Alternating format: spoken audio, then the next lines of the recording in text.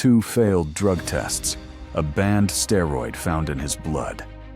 And yet, for 5 months, the tennis world knew nothing. How does the calmest, most disciplined player in the sport end up at the center of one of the biggest controversies in modern tennis? How does a champion facing a possible 2-year ban walk away with 3 months, and then go on to win Wimbledon? To understand that, we have to go back to before any of this began.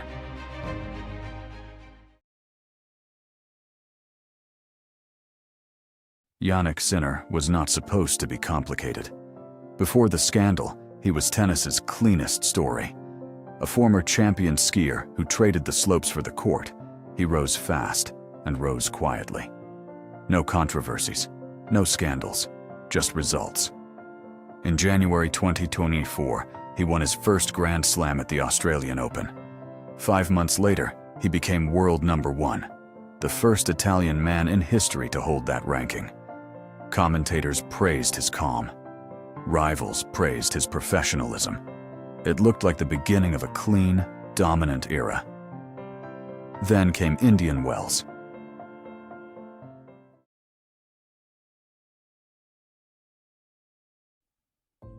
On March 8th and again on March 10th, 2024, Sinner submitted urine samples during the BNP Paribas Open in California. Both came back positive for Clostebol, a synthetic anabolic steroid. Banned, strictly liable. No exceptions, according to the rulebook. Under the World Anti-Doping Code, it doesn't matter whether an athlete meant to cheat. If the substance is in your body, you are responsible. Full stop. That single rule is about to collide with one of the most unusual doping cases tennis has ever seen. Here's what almost nobody knew for 5 months. Sinner was already fighting this battle in private. The amounts detected were almost unimaginably small. 121 picograms per milliliter, then 122. A picogram is 1/1,000,000th of a gram. To put that in perspective, experts later testified that even if that amount had been given deliberately, it wouldn't have made him faster, stronger, or more explosive on court. So how did it get there? Sinner's team pointed to his physiotherapist, Giacomo Naldi. In February 2024, Sinner's fitness trainer had bought an over-the-counter healing spray in Italy called Trophedermin to treat a cut on Naldi's finger. That spray contained Clostebol. For over a week, Naldi treated his own wound with it, then gave Sinner daily deep tissue massages, barehanded, while Sinner had minor skin abrasions of his own. The theory: skin-to-skin contact, an open wound meeting broken skin, a trace amount crossing from one body into another. It sounds almost too specific to be true, and that's exactly why it became so controversial.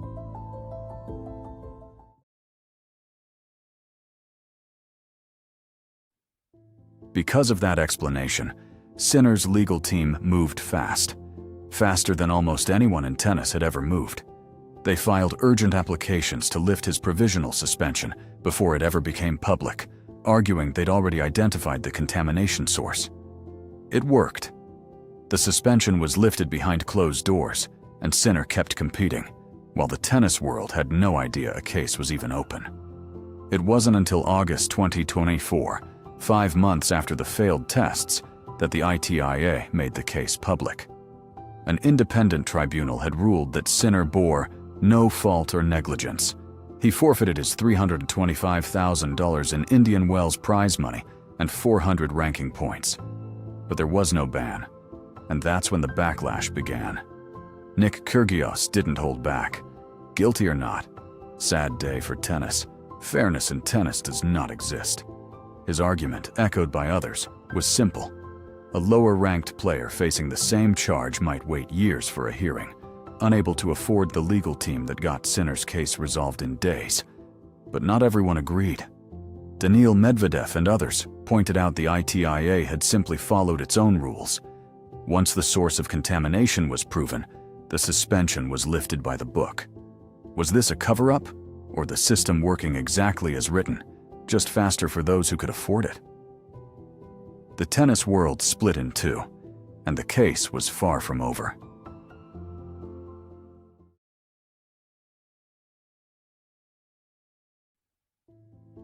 In September 2024, WADA made its move. It formally appealed the ITIA's full exoneration to the Court of Arbitration for Sport, seeking a ban of 1 to 2 years. WADA's position was striking. They didn't dispute the contamination story. They accepted Sinner never intended to cheat. But under the rules, an athlete is responsible for his own team's mistakes. And Sinner had hired the men who brought Clostebol into his camp.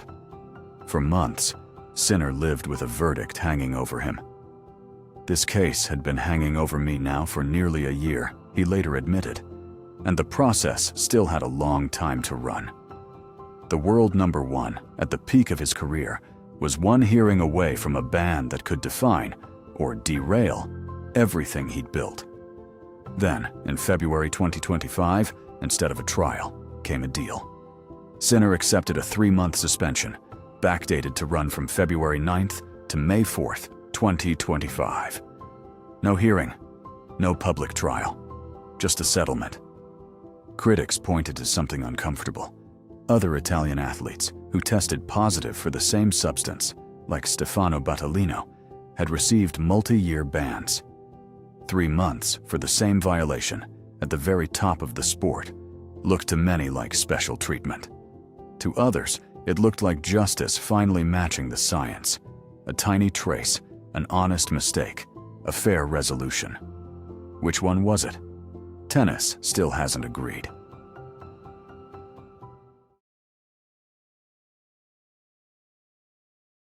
Sinner returned to the tour in May 2025, in time for his home tournament, the Italian Open, and the French Open that followed.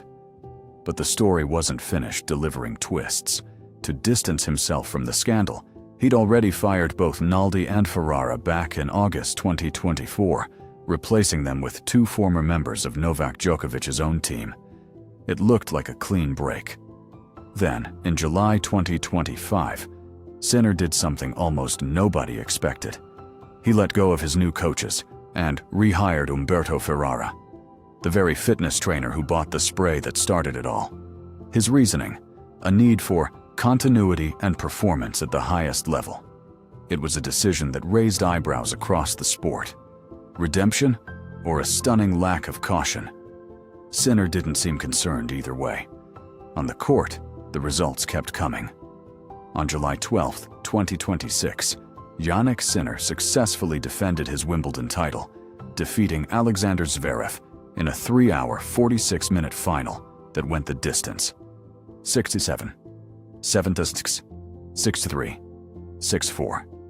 It was his 5th Grand Slam title, his 100th Grand Slam match win, his 14th straight victory at the All England Club. 2 years after 2 positive tests threatened to define his career for all the wrong reasons, Sinner stood as one of the most dominant players of his generation. So, did the scandal destroy Jannik Sinner, or did it define him? The case changed more than one man's record. It forced tennis to confront its own rules on strict liability, and exposed just how differently the system can treat a player with elite lawyers versus one without. Professor David Cowan of King's College London confirmed the science. The amount found in Sinner's body could never have made him a better athlete. But the science was never really the argument. The argument was about fairness, about who gets a 5-day resolution and who waits years for the same explanation to be heard. Sinner never disputed responsibility. "I have always accepted that I am responsible for my team," he said, "and realize WADA's strict rules are an important protection for the sport I love." Whether that acceptance was justice or convenience is still being debated in locker rooms and press rooms alike. What's certain is this: Jannik Sinner walked through the most serious threat of his career and came out the other side with more Grand Slams than before it started. Reputation can survive doubt, but whether the system that judged him can survive the same scrutiny, that question is still being played out, one ruling at a time. Thank you for watching. If you enjoyed this documentary, please like, share, and subscribe for more stories like this.